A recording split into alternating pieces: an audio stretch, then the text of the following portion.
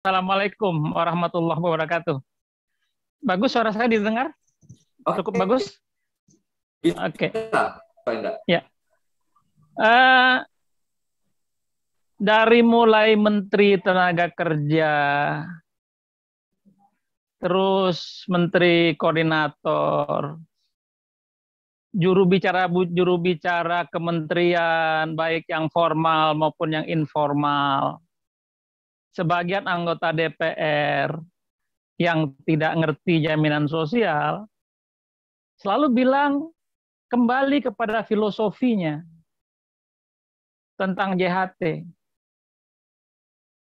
Nah, kalau kita orang serikat buruh, kita paham banget tentang filosofi itu, tentang JHT. Untuk memberikan jaminan kepada pekerja ketika di hari tua. Tapi harus diketahui dulu, JHT itu bukan pensiun. Bukan jaminan pensiun, itu pertama. Kedua, filosofi ini filosofi dasar. Bukan filosofi yang sifatnya universal menurut Undang-Undang Dasar. Apa sih yang filosofi universalnya? Kita berpegang pada pasal 27 ayat 2 Undang-Undang Dasar 45.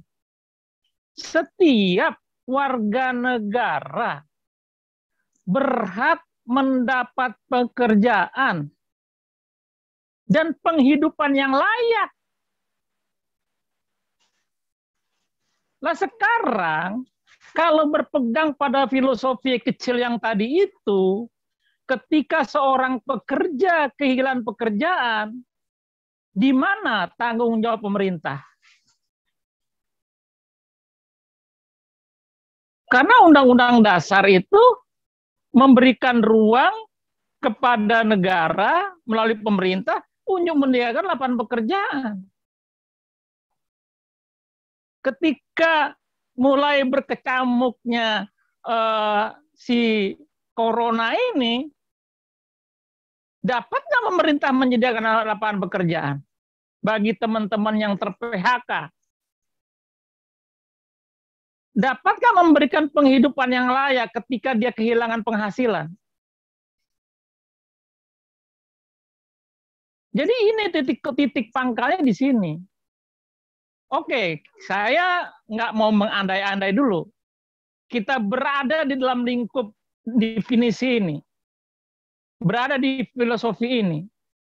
Antara filosofi jaminan hari tua dan filosofi besar negara, sesuai dengan pasal 27 ayat 2, nyambung nggak?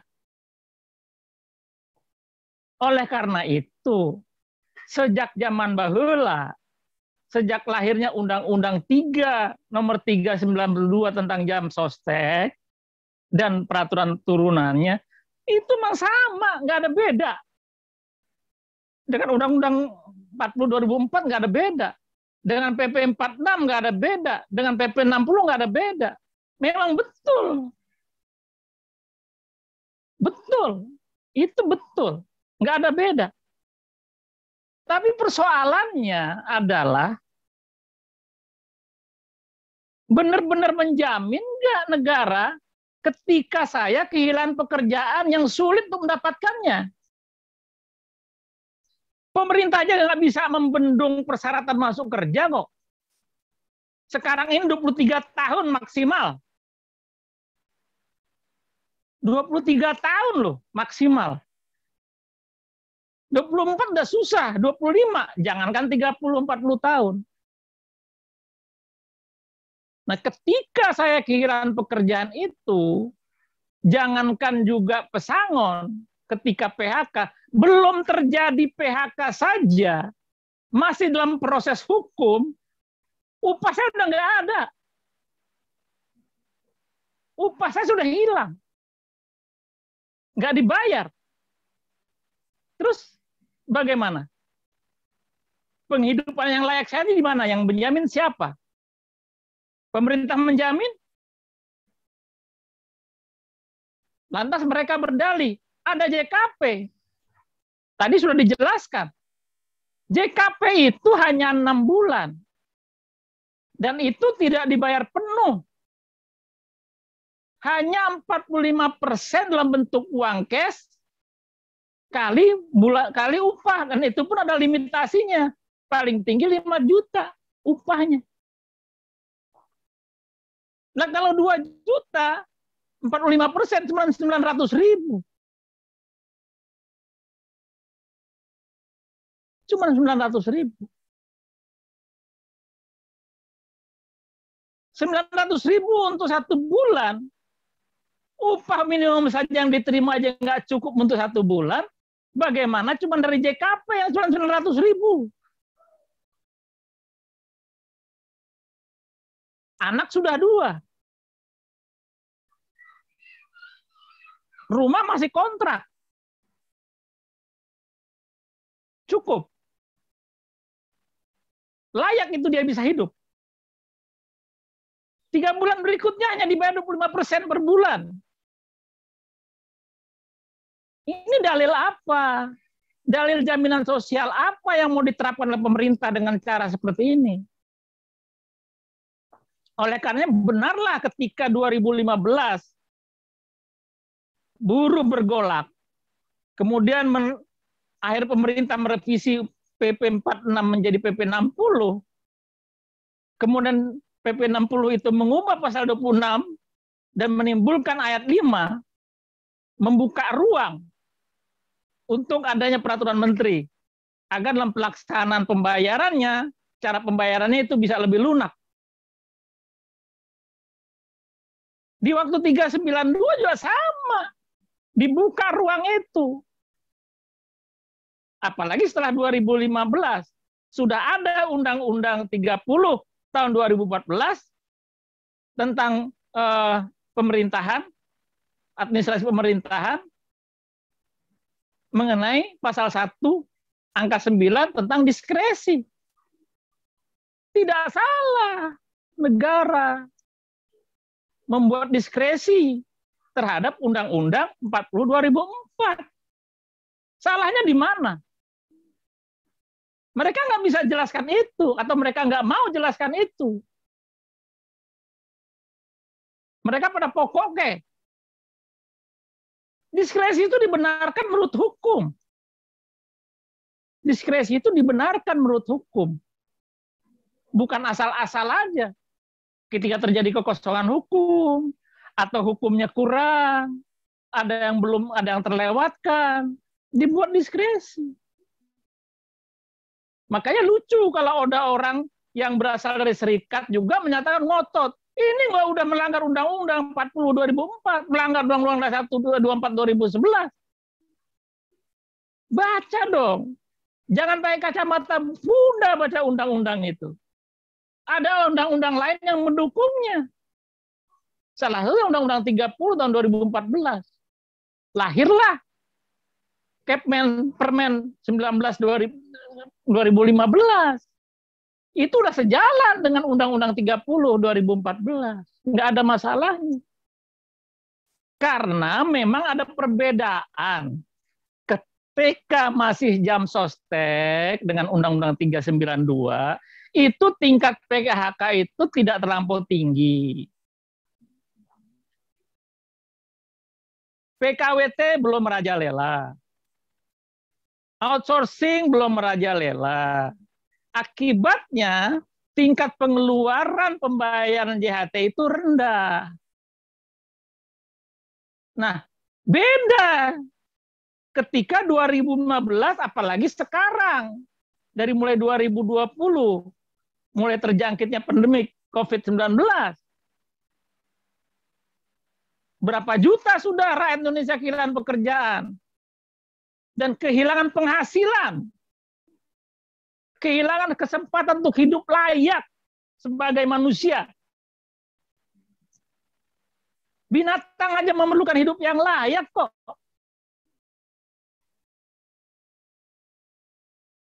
Coba tanya si Fauziah itu. Dia punya hewan peliharaan nggak? Nggak mungkin lah kalau nggak punya. Coba bagaimana hidupnya itu hewan. Apakah anjing? Apakah kucing? Apakah ikan? Pasti mereka punya hewan peliharaan itu. Coba tanya, berapa biaya hidup hewan-hewan itu? Nah, kita harus begini berpikirnya, harus betul-betul komprehensif terhadap jaminan sosial. Tidak asal ngomong, nggak asal minta. Dia butuh. Tadi sudah dijelaskan oleh Bung Made itu tadi. Dia butuh hidup. Dia butuh hidup.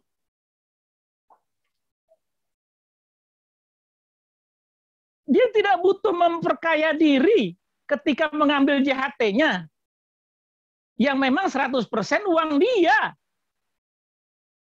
Bukan uang si Fauzia, bukan. Bukan uangnya direksi BPJS, bukan.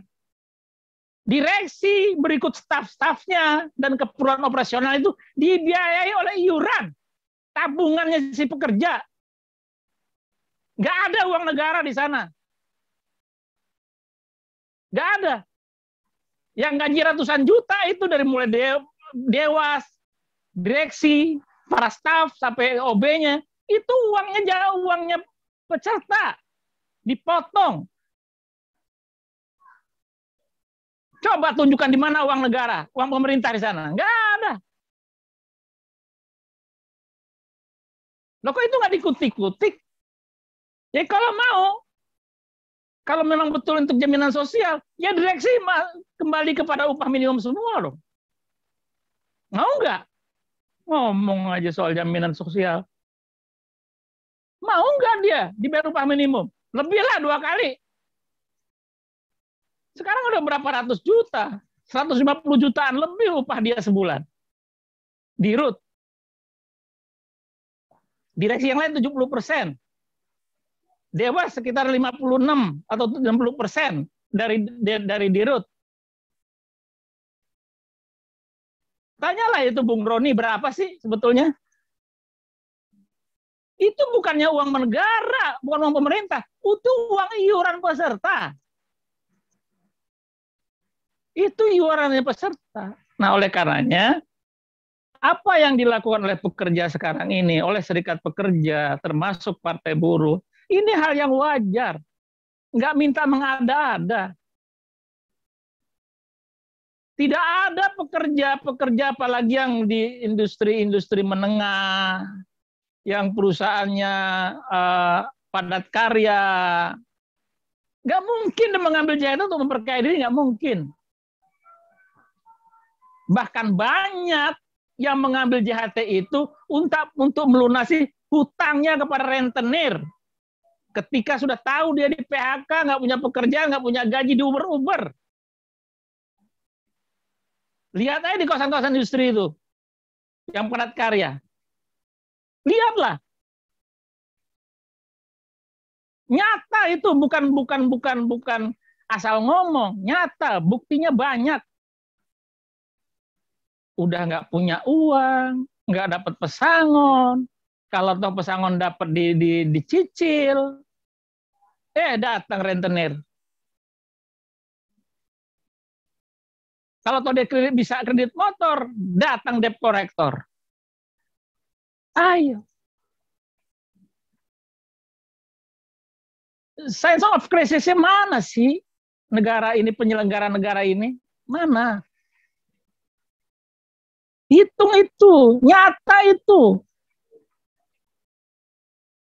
Sekarang yang sudah pindah menjadi ojol saja udah sulit lagi dengan PPKM yang diperketat lagi ini coba. Tadi udah mulai enak. GoFood lancar. Penumpang lancar, sekarang udah enggak lagi. Taksi-taksi online juga gitu. Tadi udah mulai lumayan. Pulang jam 8, jam 10 malam bawa uang lumayan. Bisa store ke perusahaan lo dia taksi meter plus online. Sekarang udah susah. Nyari penumpang untuk ke bandara aja udah susah. Ini di kota besar, belum lagi di kota-kota kecil. Jadi emang nggak ada kata lain. Kita harus gempur ini, nggak bisa. Nggak bisa kita biarkan, nggak bisa kita mengalah. Oh, ada yang bilang, kemarin tuh siapa? Oh, tempuh aja pakai jalur hukum. apakah ini seleranya penyelenggara negara mengadu domba masalah rakyat, kemudian ditarik ke jalur hukum? Benar menurut hukum. Oke, nggak setuju, kita JR lah, kita gugat lah, apalah namanya. Berapa lama? Berapa biaya yang harus dikeluarkan? Padahal ini urusan rakyatnya sendiri. Tinggal diselesaikan. Apa sih masalahnya? Oh gini aja udah. Apa yang dilakukan Jokowi 2015 itu sudah benar. Walaupun kita ngotot dulu, kita ajak perang dulu, tapi udah benar. Ubah itu 46 jadi 60 PP-nya. Lahirkan Kepmen 19. Udah kan? Dari mulai 2015 sampai 2022 sebelum lahirnya Permen 2022, tenang kan situasi? Nggak ada angin puting beliung, nggak ada badai. Tahu-tahu lahir Permen 2022. Ada apa sesungguhnya ini? Ada apa di negeri ini? Nggak sedikit loh uang jaminan sosial di BPJS Sostek ini. Tadi sudah digambarkan tuh sekitar 400-500 triliun. Jangan bikin susah rakyat dong. Rakyat nggak minta dikelonin, disuapin dengan nasi oleh pemerintah, nggak juga. Kecuali masyarakat tertentu. Tapi jangan dipersulit. Ini sebetulnya sudah masuk ke tingkat kejahatan. Kejahatan negara kepada rakyatnya. Ini kejahatan ini. Sesuatu yang mudah kok dipersulit. Ada lagi yang mengkaitkan dengan jaminan pensiun. Berbeda. Jaminan pensiun itu memerlukan dana kecukupan. Maka itu diperlukan aktuaria. Tidak gampang menghitungnya. Ketika saya pensiun, saya dapatkan jaminan pensiun dari mulai saya pensiun sampai saya nanti dipanggil Tuhan pulang. Bisa sebulan, 2 bulan, bisa 20 tahun lagi masih hidup. Seperti mertua saya terima pensiun itu, dari mulai pensiun sampai dia meninggal itu masih ada waktu 15-20 tahun baru dia meninggal. Dia meninggal masih ada bininya masih hidup. Nah, ini diperlukan tingkat kecukupan dana. Makanya harus dihitung betul. Makanya dari awal KAJS, Komite Aksi Jaminan Sosial, itu sudah meminta agar paling sedikit di pertama kali penyelenggaraan itu 8%, 53, 5 pengusaha 3. Agar apa? Agar ketika saya pensiun, saya menerima jaminan pensiun itu tidak kurang dari 75% dari upah saya yang saya terima. Kemudian juga menjaga tingkat kecukupan, solvabilitasnya dana pensiun. Tapi kalau JHT tidak ada itu. Uang saya murni, baik yang saya bayarkan langsung maupun yang dibayarkan oleh perusahaan. 3,7 plus 2, 5,7 murni uang saya. Karena ketika masuk ke rekeningnya BP Jam Sostek, tidak masuk ke rekening dengan nama pengusaha. Tapi masuk ke nama rekening Indra Munaswar. Nggak ada lagi nama pengusaha di sana. Dalam konteks uang jaminan hari tua itu. Jadi 100% uang saya. Ketika saya butuh, kenapa dia jadi dipersulit?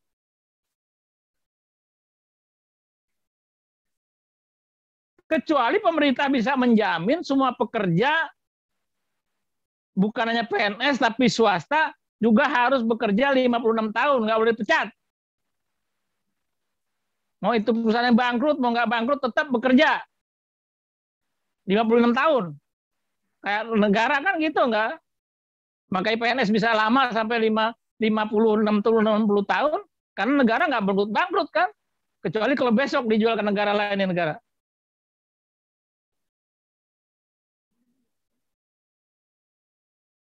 Ayo, silakan. Nggak masalah bagi pekerja. Emang itu yang diharapkan kok. Di negara lain juga ketika orang pensiun juga dia untuk mengharapkan apa coba? Ketika seorang warga negara itu pensiun, dia bisa ke Bali, dia bisa dari negara-negara yang punya objek wisata yang hebat-hebat dari uang pensiunnya, dari JHT-nya, bukan dari jaminan pensiunnya, tapi dari JHT-nya mereka bisa jalan-jalan. Jadi pada kembali lagi yang kita harus perkuat Bung Kahar dan kawan-kawan yang lainnya, bantahan yang paling konkret terhadap dalil filosofi, kita pakai filosofi yang besar. Setiap warga negara berhak mendapat pekerjaan dan penghidupan yang layak. Ini harus garis tebal, penghidupan yang layak. Kalau dia sudah tidak bekerja, bagaimana dia tidak bisa hidup yang layak? Memakannya susah, kontrakannya diusir sama yang punya kontrakan. Dengan dia ambil dananya, tabungannya, dia bisa buka usaha. Apakah dia mau dagang mie goreng, mau dagang tahu goreng, atau dia beli motor bekas kalau dia belum punya untuk ngojek. Jadi sense of crisis nggak ada di negara penyelenggara negara ini. Mungkin sementara itu dari saya.